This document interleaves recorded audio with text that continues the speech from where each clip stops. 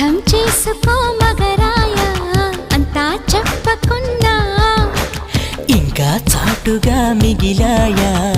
కనులు చెదిరే కాంచన వివరించే వీలు ఉందా వేధించే వయసు యాతన కలహించే వీలు కోరిందా కసిరే కైపు కామనా నొప్పంటూ భయపడతానా తీపి గాయాలు చేస్తున్నా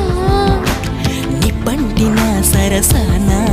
అపసోపాల తాపాలు చల్లార్చనా ఎలుకో నాయక రాసి చానా ఇలాగా ఎలకు బాలిక దూసుకొచ్చావే ఇలాగా